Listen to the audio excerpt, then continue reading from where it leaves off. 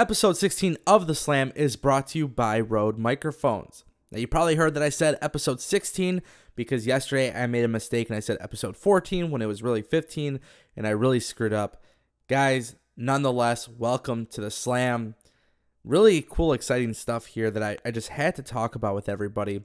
But before I get into today's topic, make sure you guys follow me on Twitter at TangoWithTango. And make sure you guys are subscribed here to the TonyPizzaGuy YouTube channel. Welcome to the pizza party. So let's just run into it, right? Let's just get right into it.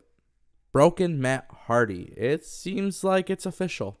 And whether you guys see it on tonight's episode of Raw, which is the December 4th, right? December 4th edition.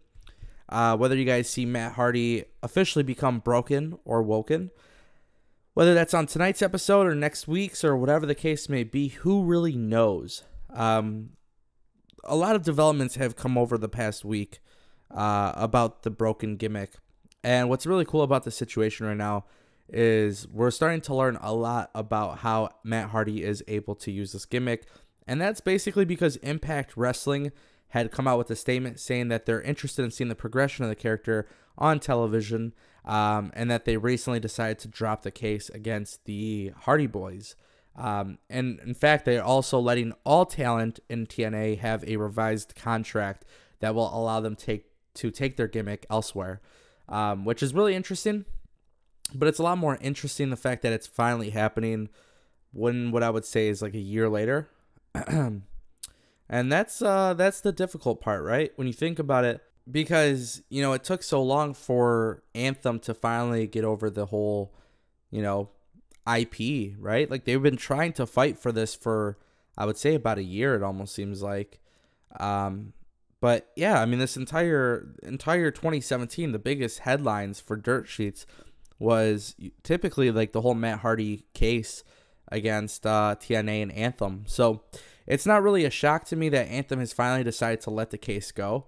Whatever, you know, I think they could have done a lot better as a company, like PR-wise, if they just got rid of it a long time ago. But, you know, they decided to do that, you know, this past week. And WWE now has the ability to do something really cool, which we saw it last Monday following the Bray Wyatt match.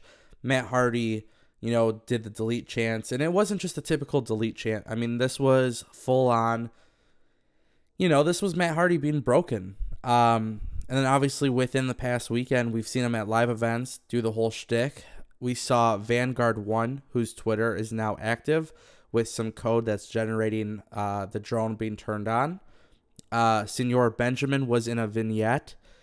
These vignettes are produced at a very high quality as well. So, I mean, this is exciting. If you guys have been following the whole entire dilemma for the past year, you know, it's really exciting to see what WWE could potentially do with the broken gimmick. Now, in the second vignette that Matt Hardy just recently released, that one specifically didn't use the term broken, but in fact, they are going with the woken terminology. So Matt Hardy has been awoken. And that part, I really don't know. I really, really hate when things, you know, in pro wrestling get, like, when they do it again, right? When it becomes repetitive. We have already seen Matt Hardy, as far as like the whole broken gimmick, we've seen it on TV.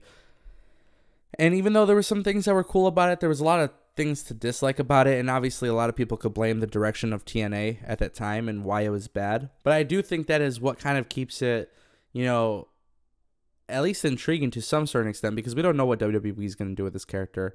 Obviously, Matt Hardy is going to do very well with it, but what is WWE going to do? Are they going to bury Bray Wyatt? Are they going to bury Finn Balor? Are they going to bury talent that shouldn't be buried because of this gimmick? Because at that point, I do have to say it's probably not worth. I don't think it's worth it. You know, it's too late in the game in certain ways. Now, if Matt Hardy is going to have a very intriguing story, if Bray Wyatt is the sole reason for why Matt Hardy has become woken, I mean, who knows what WWE is going to do. Look, there's 1,000 possibilities. And if you really want to get into fantasy booking, it's not a bad suggestion when somebody says that Matt Hardy could be the one who's responsible for bringing out Sister Abigail and bringing out Bray Wyatt's demons. and he shall delete his demons. I mean, there's some tweets that some people have mentioned that I've read on Twitter, and I think that could be pretty cool as well. But, you know, what is WWE really, really looking to do here with Broken Matt Hardy? You know, and what's the plan for Jeff Hardy too? You know, that's the big thing. Obviously, seeing Senor Benjamin in a vignette, you know, seeing Vanguard 1. These are things that are really interesting. I think as far as like resources and technology goes, I think WWE is far greater than any other wrestling company. They have the money to fund necessary projects. So I would really, really love to see WWE go all out in terms of like the visual presentation, especially if they're bringing in the drone. You know, Vanguard 1, it was pretty cool. I have to be honest, it was pretty cool because it was such a silly idea that really helped generate interest, especially when you have Rebby Hardy, King Maxwell, Senor Benjamin, and that drone. Now, for Matt Hardy purposes, like for his character and what they're going to do, I don't want to see the kid get involved. I don't want to see his child get involved.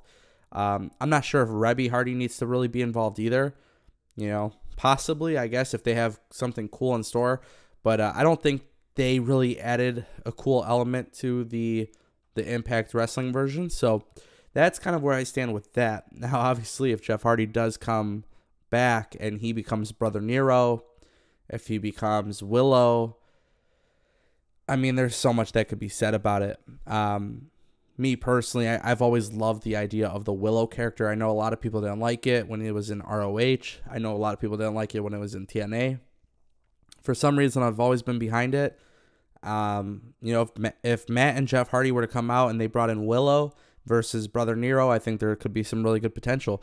But that's what's really interesting. You know, the needle has finally moved. We are going to see Woken Matt Hardy, and hopefully it happens soon. Hopefully it happens tonight, you know, whatever the case may be. But I think we've waited so long that I think everybody's just kind of scared to see what happens because we have waited so long. And maybe some of that energy and momentum that the gimmick had, maybe, you know, could be lost because of that huge process of finally getting the gimmick. And, you know, who knows what WWE is going to do with this. Sometimes WWE, they don't always perfect things that were good at once. And trust me when I tell you, the broken gimmick wasn't even good because of TNA. It was good because of the Hardys. So a lot of people had bad things to say about TNA. I don't want to hear it for WWE. Like, they should have no excuse as to why this can't work. But again, like I said, it's been so long. Maybe, you know, TNA and Anthem knew all along that they were going to give them the gimmick, but they were going to hold it off as long as possible. So that way, with the gimmick going to WWE, maybe it doesn't have as enough, you know, maybe enough potential or enough momentum or enough popularity. Who knows? You know, some of that popularity probably wore off, but, you know, we are going to, in fact, see Woken Matt Hardy. And that's, you know, that's wrestling for you. A lot of crazy stuff has been happening this past year. Obviously, with the Hardys returning, everybody would have loved to see, you know, the nostalgic run. I don't think it mattered. I think, personally, when it came to the Hardys, we've seen them adapt so well to the wrestling industry and how it's changed that it almost got to the point where, okay, cool, like, you're just a nostalgia act. We don't want that. So if that's the case, yeah, that's the case. You know, maybe the nostalgic act is done and finally a new chapter has started. So I want to know what everybody thinks. Obviously, this is a really, really interesting subject. I've seen a lot of people say some positive things. I've read Twitter and I've read negative things too. So with that being said, use the comment section down below and engage with the show on Twitter. If you tweet me at Tango with Tango, use the hashtag #TheSlam. I'll take everybody's best comments, best tweets, and I'll share them on a future episode of The Slam. We have a lot of cool things being worked on with The Slam. I'm just going to let you guys know that The Slam is going to be changing from an audio-only show to a video format show. That should be happening within a couple days. Currently working on the set. And look, man, we got a new logo. A lot of great feedback. We're back on the TonyPizzaGuy YouTube channel. And I just want to say thank you for everybody who's supporting the show. You know, as far as the support goes, it's always been incredible. We're 16 episodes in, and I'm really, really glad to be back. Also, a big shout out to our sponsor, Rode Microphones, who provides our audio equipment. Huge, huge shout out to them. Very, very cool company. They don't send us any money. They send us their equipment, and we're huge fans of their products. So if you guys want to do YouTube videos, Rode Microphones is the company that you should definitely holler at. But anyways, guys, thank you so much for watching today's video. Make sure you guys leave a comment down below. Again, tweet me on Twitter at TangoWithAngo, #TheSlam. As always, this is Ango, and I'll see you on the next episode of The Slam.